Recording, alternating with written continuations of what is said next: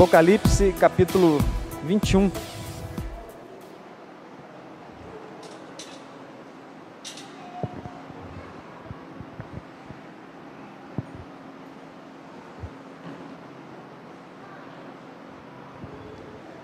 Amém? Diz assim a palavra do Senhor: E vi novo céu e nova terra, pois o primeiro céu e a primeira terra passaram, e o mar já não existe. Vi também a cidade santa, a nova Jerusalém, que descia do céu, da parte de Deus, preparada como uma noiva, enfeitada para o seu noivo. Então ouvi uma voz forte que vinha do trono e dizia: Eis o tabernáculo de Deus com os seres humanos. Deus habitará com eles, e eles serão povos de Deus, e Deus mesmo estará com eles, e será o Deus deles. E lhes enxugará dos olhos toda lágrima, e já não existirá mais morte, já não haverá luto, nem pranto, nem dor, porque as primeiras coisas passaram. E aquele que estava sentado no trono disse: Eis que faço nova todas as coisas. E acrescentou: Escreva, porque estas palavras são fiéis e verdadeiras. Disse-me ainda: Tudo está feito. Eu sou o Alfa e o Ômega, o princípio e o fim. Eu, a quem tem sede, darei de graça da fonte da água da vida. O vencedor herdará estas coisas, e eu serei o seu Deus. E eu serei o Deus dele, e ele será o meu filho. Quanto, porém, aos covardes, aos incrédulos, aos abomináveis, aos assassinos, aos imorais, aos feiticeiros, aos idólatras e a todos os mentirosos, a parte que lhes cabe será no lago que está queimando com fogo e enxofre, a saber, a segunda morte. Amém? Vamos orar? Senhor Deus, em nome de Jesus, neste momento nós vamos ouvir a Tua palavra, Senhor Deus. Eu vou estar aqui ministrando aquilo que o Senhor colocou no meu coração, mas também quero me colocar na posição de ouvinte, ó Deus, que a palavra do Senhor venha falar comigo, através do Seu Espírito, e também com os meus irmãos que aqui estão, que estão em casa, que o Senhor possa abrir os nossos olhos espirituais, os nossos ouvidos, para que possamos ver, possamos entender, ouvir a mensagem verdadeira do Senhor, ó Pai. Que essa mensagem venha nos edificar, nos ensinar e nos fortalecer em todas as coisas. Muito obrigado. Nós repreendemos toda a ação do diabo contra a nossa mente, tentando roubar a nossa atenção, toda a tentativa das trevas de furtar, de atrapalhar o nosso culto ao nosso Deus. Nós repreendemos na autoridade do nome de Jesus. Continua conosco, ó Deus, em nome de Jesus é que nós oramos ao Senhor. Amém e amém. Os irmãos podem se assentar.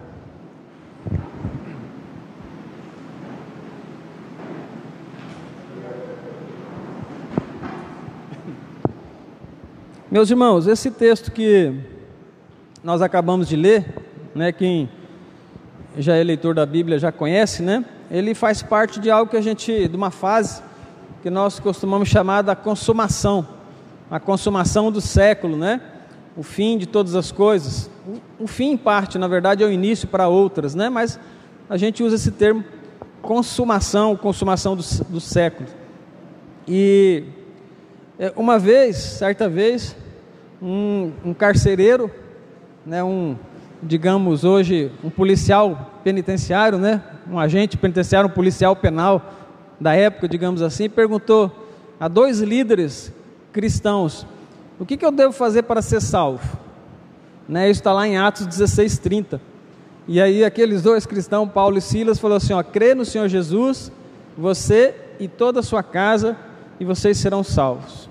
Crer no Senhor Jesus e vocês serão salvos. E essa acho que é a pergunta mais importante que o homem pode fazer, né, para Deus. É a pergunta talvez mais importante que a gente tem que estar meditando nela constantemente. O que eu devo fazer para ser salvo? A resposta já vai estar na Bíblia, né? Você já vai ter até a resposta. Só que essa pergunta faz você refletir, né, sobre o seu modo de agir, sobre como você está vivendo.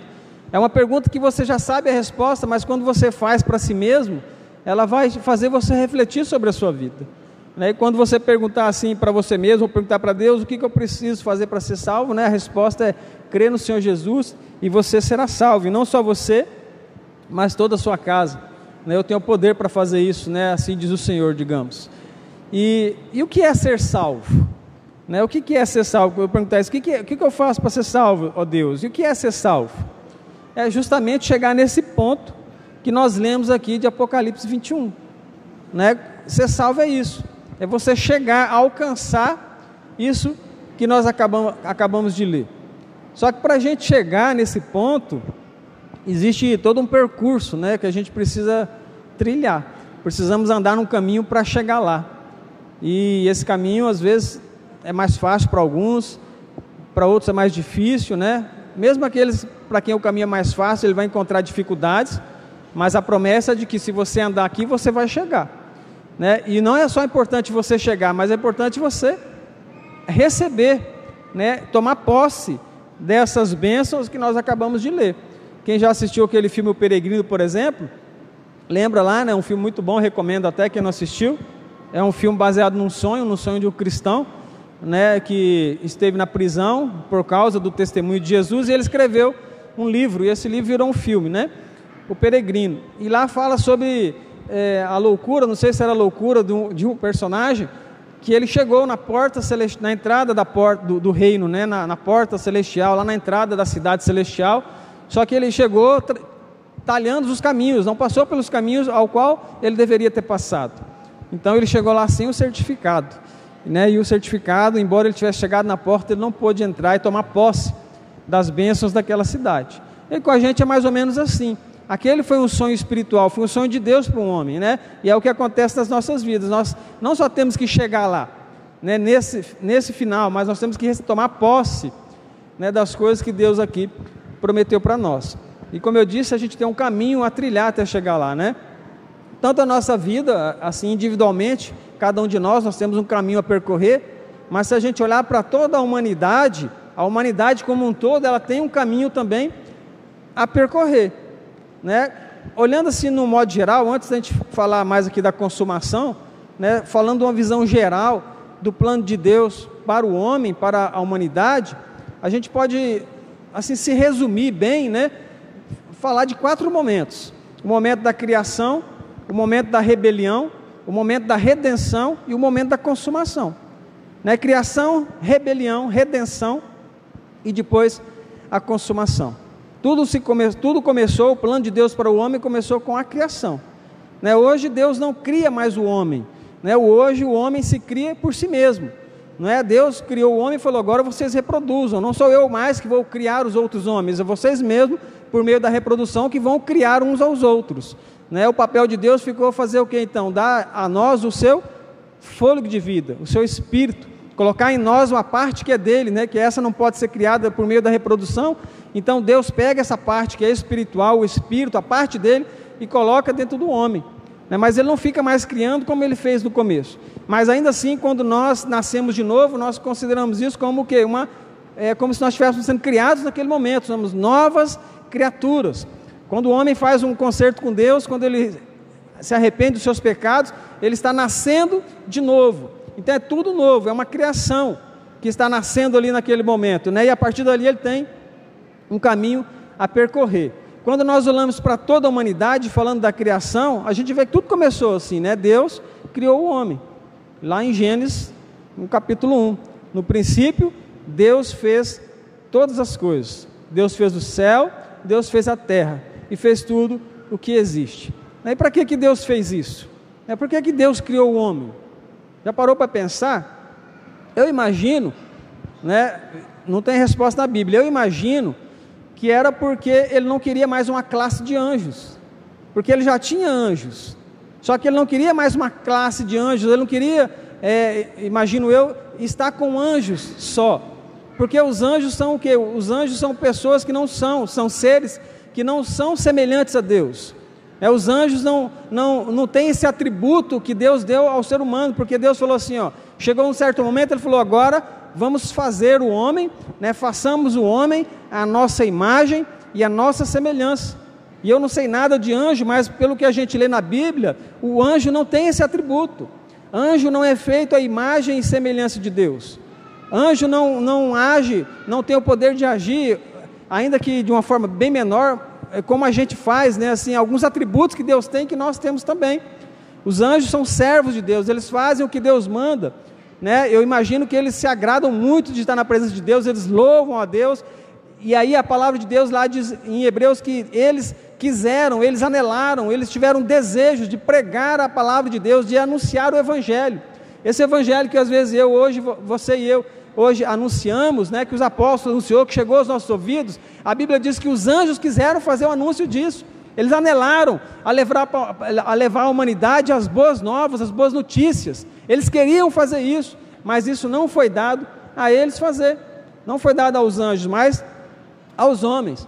Então eu imagino que quando Deus falou assim, ó, vamos fazer o homem a nossa imagem, a nossa semelhança, é porque Ele queria uma nova classe de ser, de pessoas, de seres que tivessem os mesmos atributos dele, né? E isso realmente Ele colocou em nós. Nós temos muitos atributos que são próprios de Deus, claro que numa porcentagem infinitamente menor, né? Impensavelmente menor, mas ainda assim nós temos, nós não somos iguais a Deus, nós somos semelhantes à imagem. Imagino eu também que quando Deus falou fazer o homem à imagem e semelhança, Ele não falou de a própria forma física, né, assim de aparência, de 2 pés, tal, acho que nem pensou nisso, talvez tenha sido também, mas foi mais do que de ter os atributos, como nós temos de raciocinar, de pensar, de decidir, de amar, né, ainda que a gente não seja igual a Deus, não temos os poderes dele, mas nós podemos decidir certas coisas como Ele decide, nós podemos fazer escolhas, nós temos sentimentos, né, nós temos necessidade de viver em comunhão, são atributos próprios de Deus, né? Deus ama, nós também podemos amar, né? Temos também essa capacidade, por isso que nós somos a imagem e a semelhança dele, e era esse tipo de ser que Deus queria criar, né? E que criou na verdade.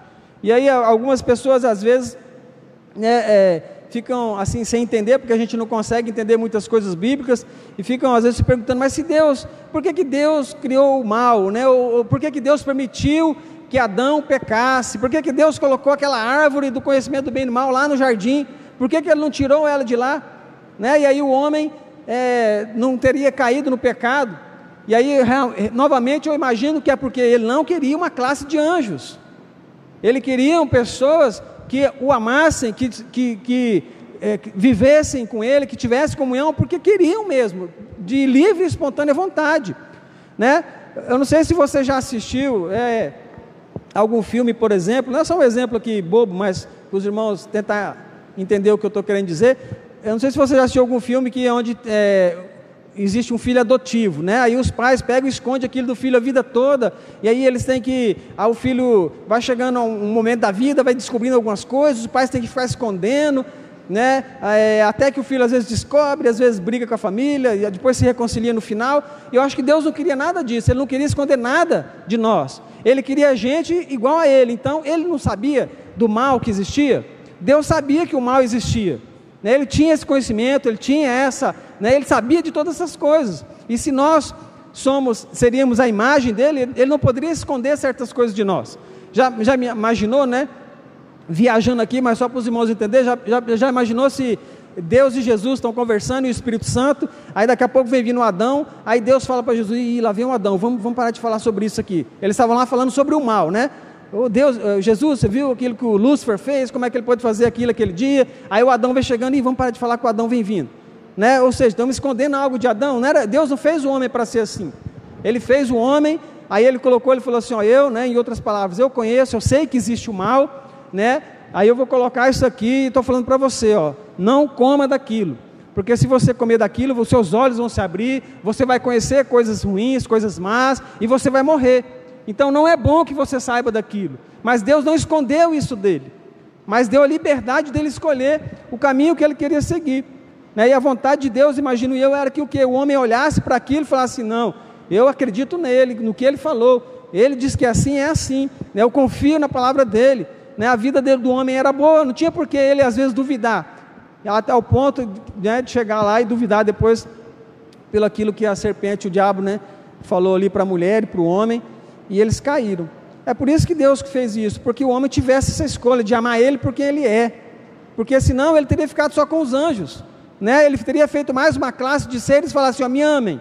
Aí a gente ia amar por quê? Porque a gente não tinha conhecido outro caminho, só tem aquele caminho mesmo, então a gente só resta amar. Mas não era isso que ele queria, né? Imagino que não é isso que ele quer, né? Ele bate a porta, ele quer que a gente abra espontaneamente o coração, que a gente tenha comunhão com ele, porque ele é, ame ele, né? Recuse outras coisas que possam até parecer boas, mas por ele, busca ele. Esse é o desejo de Deus, foi o desejo de Deus e é o desejo de Deus para o ser humano, né? E Deus então criou Adão com esse propósito, né? E lá em Eclesiastes 7:29 diz que depois do pensador pensar tantas coisas, de descobrir tantas coisas, ele chegou a uma conclusão, que Deus fez o homem reto. Algumas versões falam, Deus fez o homem perfeito, Deus fez o homem certinho, do jeito que tinha que ser, sem falhas, né? Sem desvio moral, sem pecado, ele fez certinho, só que o homem se meteu em muitas enrascadas, né? O homem se meteu em muitos caminhos maus, mas Deus fez certo o homem, né? E Deus fez isso para, como eu disse, para se relacionar com aquele ser que ele tinha acabado de criar. Se reproduzam, vocês vão ser muitos, e todos vocês vão se relacionar comigo, e essa era a vontade de Deus para a raça humana. E assim foi, né? Deus se relacionou, imagino eu também, que por muito tempo com Adão, com Eva, né, no céu, de uma maneira perfeita. Depois de todas as coisas, Deus ia lá conversar com Adão, com a Eva, no virar do dia, e imagino que foi assim por muito tempo, né? Até por falar nisso, eu vou levar você a refletir sobre algo que eu penso, né? Mas como o apóstolo Paulo fala assim, ó, analise todas as coisas, retenha o que é bom, né? Se você achar que é heresia, descarta, só aproveita aquilo que for útil. Mas o meu propósito é fazer você pensar dentro da Bíblia, né? Quando a gente fala de criação, é quase consenso mundial que o mundo foi criado em 7 dias, né? Em 6 dias Deus criou todas as coisas e no 7º dia descansou. 6 dias literais, né? Então no 6º dia foi criado os animais, o homem e a mulher. Mas quando nós olhamos para a Bíblia, eu penso um pouco diferente, que não foram 6 dias literais, 6 dias de 24 horas como a gente conhece. Na verdade, quando eu leio o Gênesis 1, o Gênesis 2, fico com muita dúvida, mas sou levado a crer que passou-se muito tempo. Esse dia não era um dia literal, e eu explico para você dentro da Bíblia. Por quê? Porque lá no Gênesis, no finalzinho do capítulo 1 do Gênesis, a Bíblia fala assim, que Deus fez algumas coisas e foi o 5º dia. No 6º dia, Ele fez todos os animais selvagens, os animais domésticos, as aves. Aí depois Ele fez o homem e fez a mulher. E aí Ele viu que tudo aquilo que Ele tinha feito naquele dia, e todas as coisas, né? Naquele dia Ele tinha criado todos os animais, e aí feito o homem e a mulher, falou, tudo é muito bom. E no 7º dia Ele descansou. Só que no capítulo 2 Ele começa a detalhar como foi a criação do homem. E no capítulo 2 vai falar para a gente que Deus tinha feito todas as coisas, aí Ele fez os animais selvagens, aí Ele fez as aves, aí Ele fez o homem.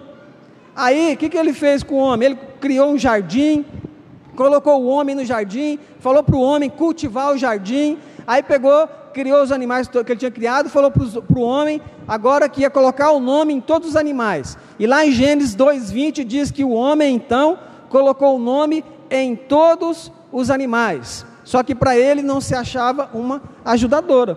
É dessa forma que fala aqui, ó, que fala, ó, o homem deu nome a todos os animais domésticos, às aves dos céus e a todos os animais selvagens, mas para o homem não se achava uma auxiliadora.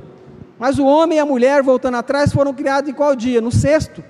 Então será que no 6º dia, né, em 24 horas, nosso dia, será que Deus fez o homem, ou fez os animais, fez tudo, levou para Adão, Adão colocou o nome em tudo, aí no mesmo dia Deus olhou, Adão não conseguiu achar alguém igual a ele, Adão estava triste, aí Deus no mesmo dia fez a mulher, e aí foi o 6º dia, né?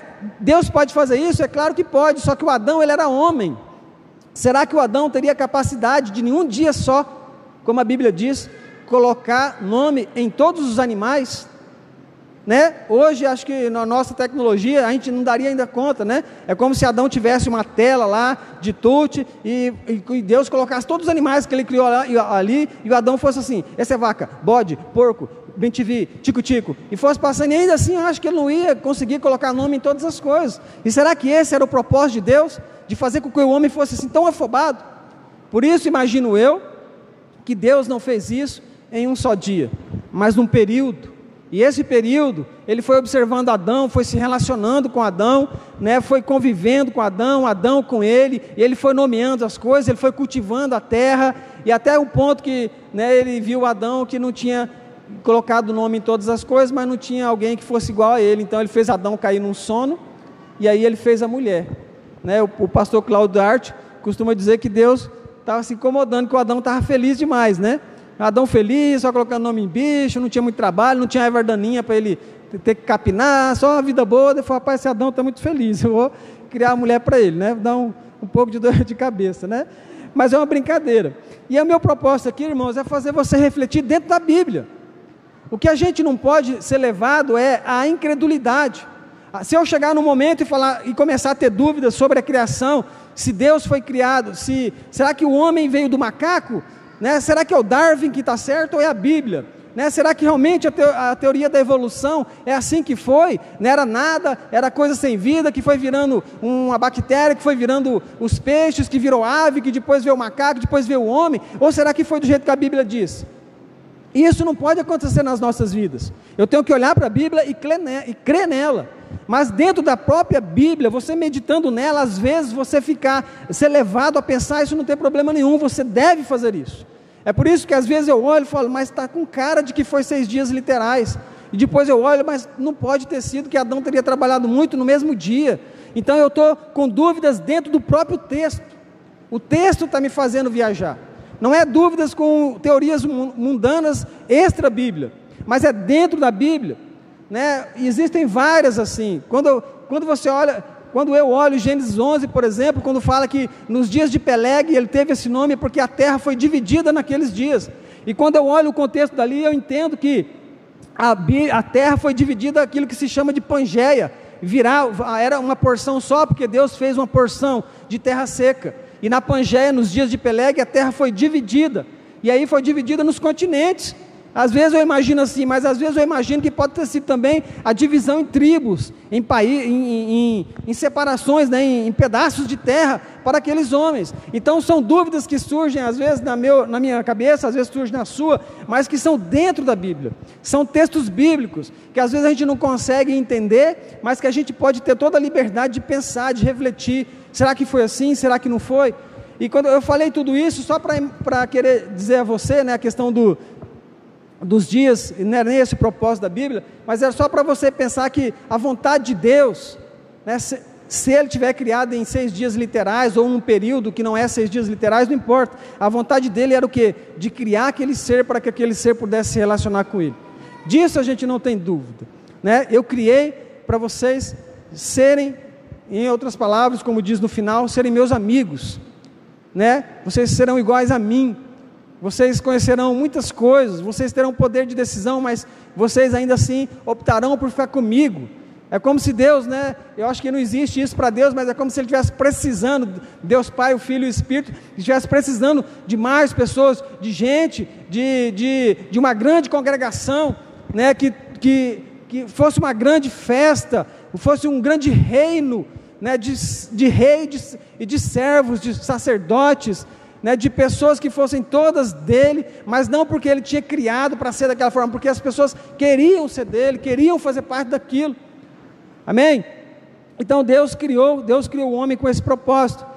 Essa foi a primeira fase. Depois veio o que? Veio a rebelião, quando o homem, depois de um certo tempo de relacionamento com Deus, né, creio eu, de muito tempo, Deus sempre indo lá ao virar do dia, conversava com Adão, conversava com Eva, o próprio Deus que ia ao encontro deles. Aí, não contente com isso, o homem começou a olhar para aquilo que parecia que era bonito, que a gente conhece como fruto, né, do fruto da árvore do bem e do mal, e se deixando levar pela astúcia do diabo, começou a colocar em xeque a palavra de Deus, né? Começou a duvidar talvez no seu coração do que aquilo que Deus disse, começou a imaginar que Deus estava mentindo para ele talvez, né? De repente ele pensou: não, Deus falou que é, mas acho que não é bem assim não, né? Eu acho que a gente pode aproveitar isso aqui. E aí então o homem desobedeceu a ordem de Deus, e aí caiu, e isso foi muito grave para toda a humanidade. Por quê? porque o Adão era o representante da raça humana.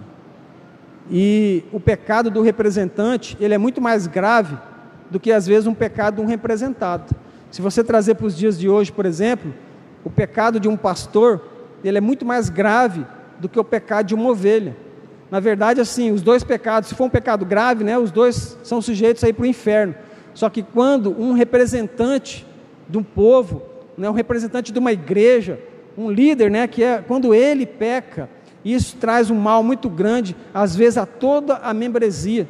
São muitas pessoas que são atingidas, é o reino de Deus que é ferido, né? No caso os nossos dias são igrejas que não tem nada a ver, mas que também ficam manchadas, né? Quando a gente ouve falar, por exemplo, um pastor roubou isso, a nossa igreja, lá em São Paulo, um pastor roubou isso lá em São Paulo, a nossa igreja aqui em Cerejeiras, a gente sente, a gente fica envergonhado também, né? Isso nos atinge aqui tão longe. Por quê? Porque é um representante, é um líder, e trazendo para os dias de Adão, foi isso que aconteceu. O pecado dele foi tão grande, que atingiu toda a humanidade, toda a raça humana, o mundo foi amaldiçoado, a natureza foi amaldiçoada, a natureza, os animais, as plantas, tudo foi amaldiçoado, e por isso que Paulo fala lá em Romanos 8, que a natureza, ela geme, a criação geme, e aguarda ansiosamente o dia que os filhos de Deus vão se manifestar para a glória, porque ela também será liberta, né, dessa maldição que caiu sobre ela, a maldição que o homem, por causa da desobediência, que atingiu a natureza, agora a natureza está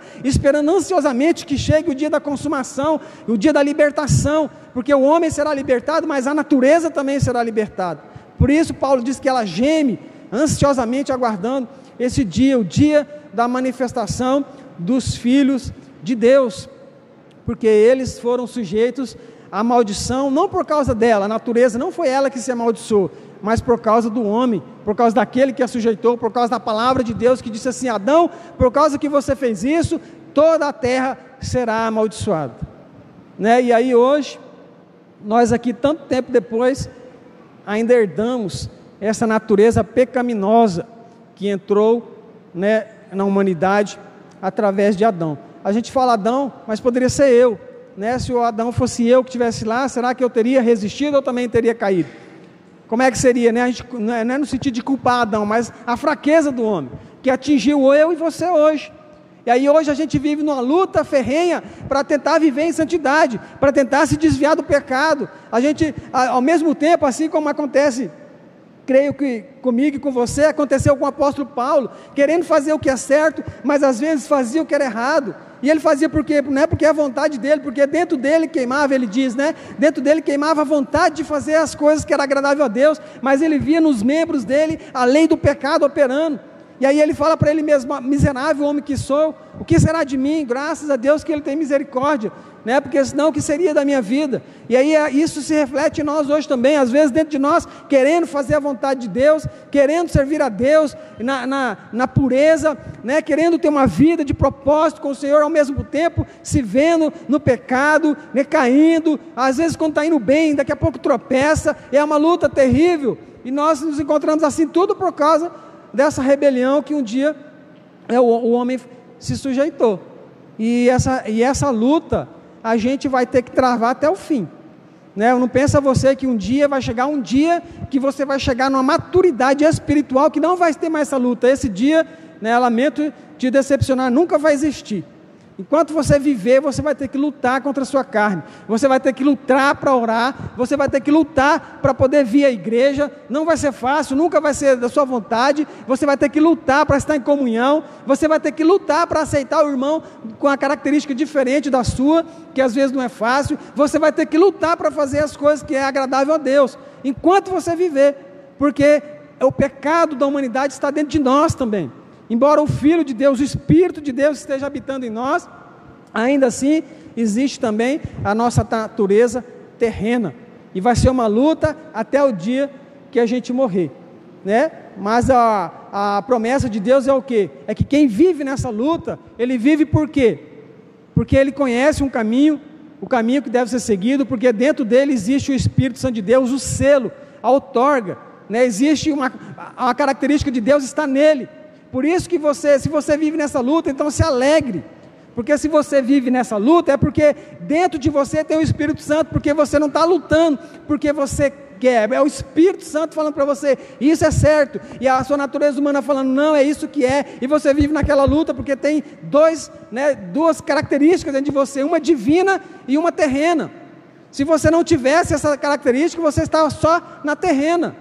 Quando o homem não tem o Espírito Santo dentro dele, ele vive no pecado, e aquilo ali para ele é normal. Ele faz coisas que para nós às vezes é vergonha, mas para ele é normal. Talvez se você olhar para a sua vida, quantas coisas você fez, né? Você que não é, principalmente quem viveu muito no pecado, muito tempo, quantas coisas você fez que hoje você olhar é vergonha de falar, e você achava que na época era coisas bonitas, né? Era vantagem, né? Um exemplo assim mais bobo, que esses dias eu estava conversando com um irmão, com uma pessoa falando sobre isso, né? Mas é um exemplo mais bobo, mas só para você entender, quantas vezes a gente, quando vivia no mundo, bebia muita cerveja, passava a noite inteira acordado, para ficar no outro dia ir na feira, para depois poder falar assim, nossa, passei a noite bebendo, eu e não sei quantos, bebi não sei quantas grades, e depois fomos comer na feira, como se isso fosse uma vantagem, né? E hoje eu tenho vergonha de ter passado, perdido um tempo assim na minha vida, né? Contando papo de coisas que são inúteis, fúteis, prejudiciais à saúde, ao relacionamento, à economia do meu bolso, a tudo, só traz coisas ruins, e a gente acha que aquilo era certo e era bonito. Por que que a gente fazia aquilo, né? Eu fazia, porque dentro de mim o Espírito estava apagado, não existia uma força, uma natureza divina para dizer isso é errado, né? Quando o homem está entregue ao pecado, é assim que ele vive, né? Ele está no pecado, para ele é normal, ele vê coisas que não deve e é normal. O homem, quando tem o Espírito dentro dele, ele vê coisas que não deve, mas aquilo traz uma aflição, traz um arrependimento, uma tristeza. Ele se ajoelha para orar e vem aquele sentimento de culpa. Por que eu fiz isso? Não deveria ter feito. Vou tentar não fazer mais. É o Espírito de Deus que está dentro de você. E isso é um motivo de você se alegrar, né? Quer dizer que você está na batalha, lutando. Amém? E isso faz parte do quê? Dessa terceira fase, que seria a redenção. Por que você, às vezes, né, talvez... não sei você, eu falo de mim, porque que a gente se encontra nessa luta? Porque nós estamos justamente nessa fase da redenção, porque um dia Deus olhou, e Ele seria muito justo, né? Se Ele falou para Adão, Adão, se você comer você vai morrer, Adão fez aquilo, Ele seria muito justo se falasse, agora você vai colher o que você plantou, vai receber meu justo juízo.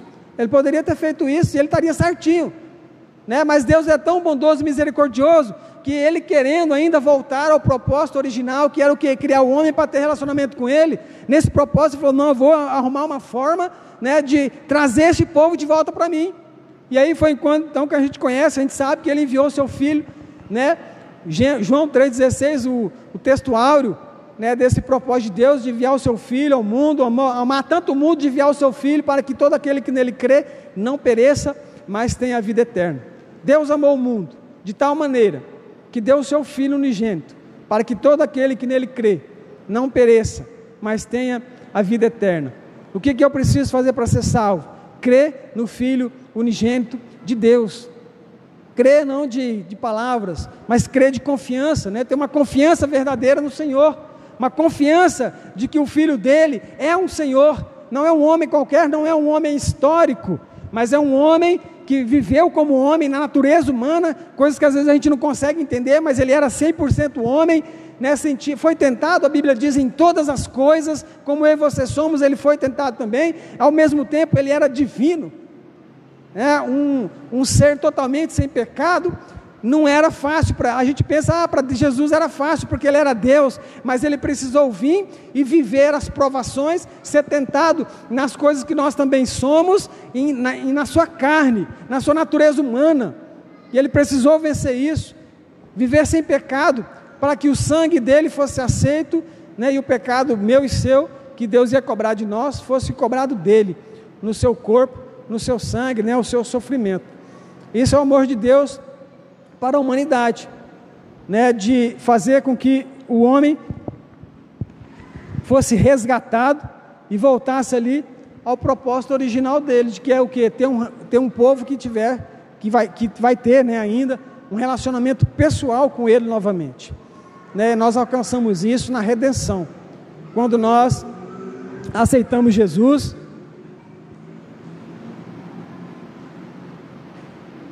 Quando nós aceitamos Jesus e nos convertemos dos nossos maus caminhos, vamos continuar pecadores, irmãos. Quando a gente aceita Jesus, nós vamos continuar pecadores. A diferença é que se a gente converter o caminho, se você fizer uma conversão, o que é uma conversão? É você mudar de direção, né? Se eu estou indo lá para aquela porta, né? Existe muito isso no militarismo, né? Eu que já fui um tempo, quando você faz ordem unida, aqueles desfiles, aquelas coisas, e o comandante dá esses comandos, você está marchando no sentido, ele fala conversão à direita, conversão à esquerda, e você está indo no caminho, e rapidamente, no próximo passo, você já vira para o outro lado. Essa é a conversão, é você estar indo no caminho da destruição, no caminho de colher o juízo final, o juízo divino, né?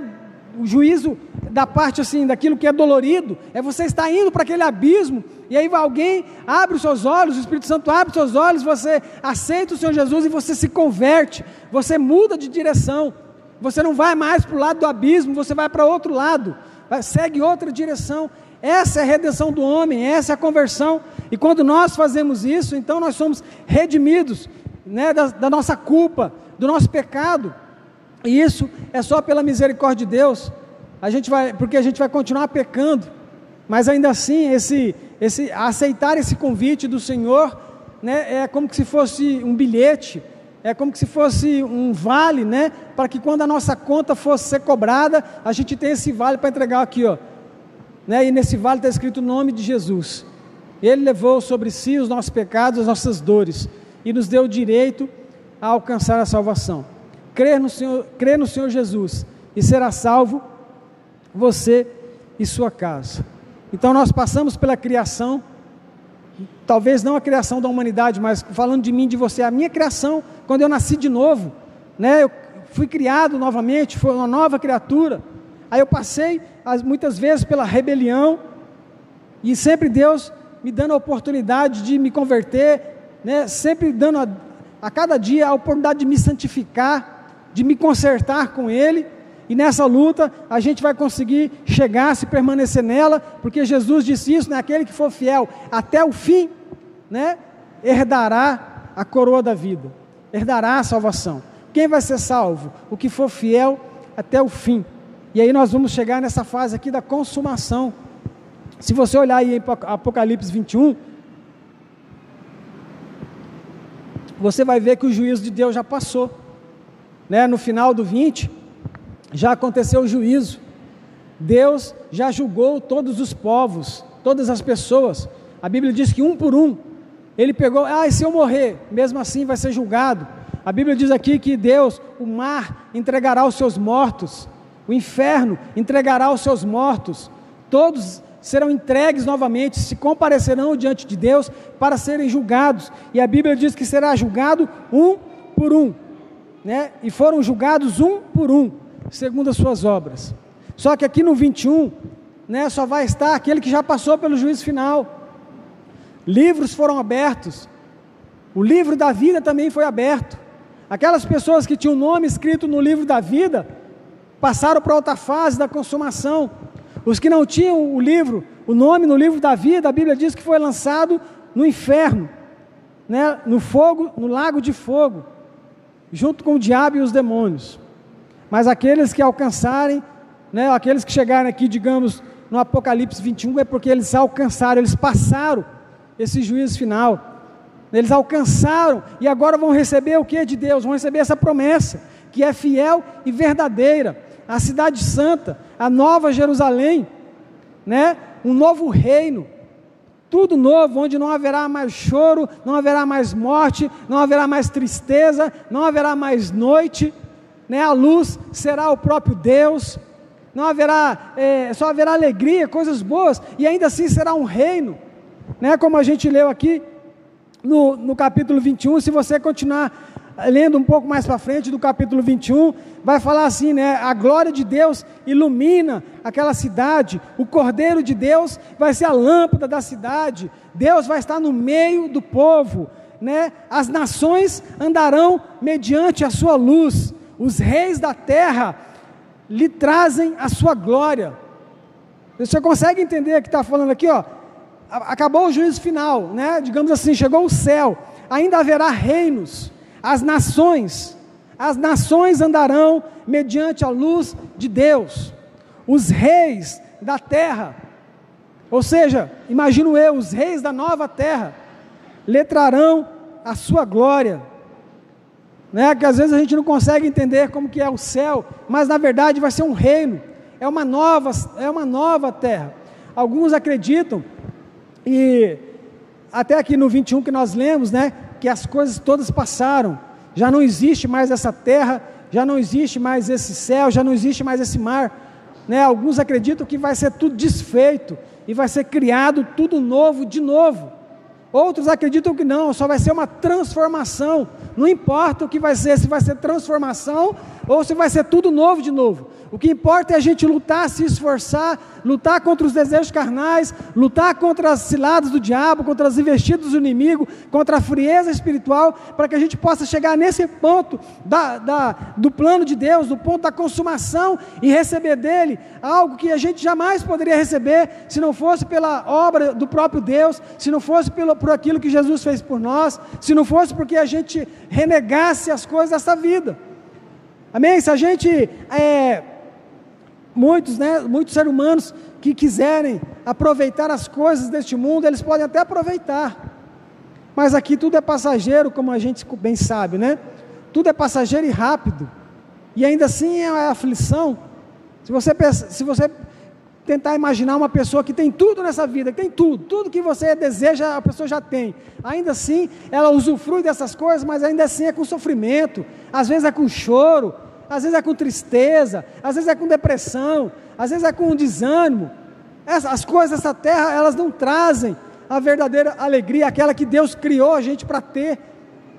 As coisas dessa terra, elas podem trazer alívio, mas elas não trazem a paz verdadeira de Deus, né? As coisas dessa terra são tudo ilusórias. Não é que a gente não pode aproveitar as coisas lícitas da terra, a gente pode e deve, né, aproveitar aquilo que Deus permite, as coisas lícitas, as coisas boas que há nessa terra, que há no mundo.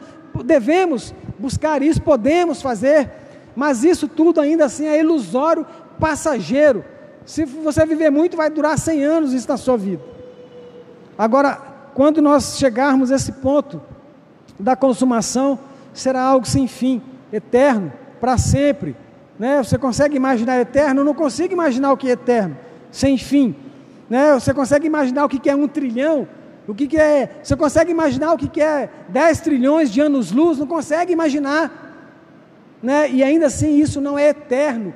Eterno não tem fim, né? É uma eternidade com Deus, é o lugar onde eu não vou precisar mais me esforçar para não pecar, não vou ter que mais cuidar dos meus olhos, não vou ter que cuidar mais do meu coração para não sentir inveja, para não sentir tristeza, para não sentir isso, para não sentir aquilo, para não brigar com os outros. Não tem mais isso. Você vai ser livre, vai viver totalmente livre, né? Sem aquele sentimento de culpa, né? Sem tristeza. É isso que Deus tem prometido para o homem, e que às vezes o homem, às vezes o crente, né? Às vezes eu não tenho realmente acreditado nisso, não tenho tomado posse verdadeiramente disso, às vezes não tenho dado crédito verdadeiro, assim, um crédito profundo a essa palavra, né? E Deus falou aqui em João, escreve isso, porque isso é fiel, e isso que eu estou falando é verdadeiro, e é assim que eu tenho que crer, viver por fé, crer que vai ser assim, muitas vezes, né? E não se envergonhar disso, né, meus irmãos? Às vezes muitas pessoas se envergonham do Evangelho, né? Se envergonham, sei lá, de dizer às vezes que é um cristão, tem medo de algumas coisas, e a gente olha para as pessoas do mundo que não se envergonham das coisas que eles fazem, que são feias, né? A pessoa não se envergonha de dizer que acredita que o homem veio do macaco, ele fala isso assim com muita, né? Foi assim que é. E às vezes a gente tem vergonha, alguns crentes, de defender a palavra e falar, não acredito nisso. E a gente não deve ter isso. A gente tem que falar, acreditar no que a Bíblia aqui diz, né? Escreva, João, escreva isso que eu estou falando, porque essas palavras, elas são fiéis, e elas são verdadeiras, e elas vão acontecer, né? E até ontem eu conversava com a Ellen, e ela me lembrava do texto, né, que Jesus disse, né? Passarão os céus, passarão a terra, mas as minhas palavras, essas nunca vão passar. Amém? E aí, só para finalizar, né, para a gente ficar atento, que quem é que vai ficar fora? Quem é que vai ficar fora dessas coisas boas que Deus tem para nós? Os covardes. Algumas versões falam os tímidos, né? Talvez a sua versão fala tímido, mas tímido não é tímido de ter vergonha de se expor, por exemplo, né? Se você é tímido, eu sou tímido, tenho vergonha de namorar, de procurar um namorado ou procurar um namorado, porque eu sou tímido. Eu sou tímido porque eu tenho vergonha de vir na frente da igreja e falar. Não é você que vai ficar fora do reino dos céus, tá? O tímido é o covarde. Eu fui pesquisar essa palavra lá no... Eu não faço isso, né? Mas eu fui ver para me entender, porque eu também, né, tinha essa dúvida. E essa palavra tímido no grego é uma palavra deilos, e ela foi usada por Jesus quando os discípulos estavam com medo lá no barco da tempestade. E Jesus usou essa palavra deilos para dizer assim para eles, né? Por que vocês são covardes? Por que vocês têm medo? E ela foi usada, essa palavra aqui também, nesse texto, porque ela está querendo dizer não dos tímidos, essa timidez, mas daqueles que são covardes, ou seja, daquelas pessoas que negam o nome do Senhor, que negam a fé por causa de medo, que não tem coragem, né, às vezes de perder alguma coisa pelo nome do Senhor. Isso se aplicou muito na igreja do passado, quando as pessoas, em alguns lugares ainda acontece, né? Aqui no Brasil não, mas no Ocidente não acontece muito, mas lá no Oriente, na África, em alguns lugares, né, naqueles países que eles chamam a janela 10/40, lá acontece muito ainda de pessoas que são mortas por causa da fé, e graças a Deus que a gente não passa isso aqui, mas se nós passássemos, né, se fôssemos obrigados a escolher a Deus ou morrer, se eu negar, então eu seria esse covarde, né? Ou então aqui no nosso meio mesmo, nos nossos dias hoje, aqui no Brasil, se eu negar a Cristo com medo de perder alguma coisa, sei lá, um trabalho, ou uma amizade, ou um casamento, né? Eu negar a Cristo por causa disso, então eu estou sendo covarde e não estou sendo digno de entrar na cidade celestial, né? Esse covarde, esse medroso de não aceitar, de não testemunhar do nome do Senhor, dizer assim, eu realmente sou uma pessoa diferente, eu sou cristão, né? Não é que é para você sair falando, mas vivendo, e se deparar em algum momento de ter que escolher um dos dois caminhos, escolher o caminho de Deus, então você é corajoso. Se você não fizer isso, você vai estar sendo covarde, sujeito a não receber essa promessa. E se você faz isso e tem consciência disso, tem que lutar, pedir a Deus para te fazer corajoso, né? Deus tira de mim a covardia, me ajude a ser intrépido, valente, nesse sentido aqui também, porque senão eu corro o risco de não receber a sua promessa. Os incrédulos ficarão fora, né? Os incrédulos são quem? Os incrédulos não é você que às vezes duvida, será que esse negócio de cair na igreja existe ou não existe? Será não é nem isso, né? Isso pode trazer mal para você também, mas os incrédulos são aqueles que renunciam à fé, né? Que não renunciam à fé, que não acreditam realmente nessas coisas, que acham que a Bíblia é uma fábula, né? Que é um livro qualquer, é uma fábula, é uma invenção, é coisa de homem, como muitas pessoas que estão lá fora falam, a Bíblia não foi escrita por homens, né? Realmente foi, mas foi por homens inspirados pelo Espírito de Deus, e homens que escreveram que não iam ganhar nada em troca. A única coisa que eles iam ganhar escrevendo era perseguição e morte. Hoje, às vezes, um escritor escreve um livro para quê? Para ganhar dinheiro com o livro. Até nos nossos dias hoje, algumas pessoas fazem versões de Bíblia para quê? Para ganhar, para vender, para crescer o seu negócio, né? Mas aqueles homens que escreveram isso no passado, eles não ganhavam nada, a não ser perseguição.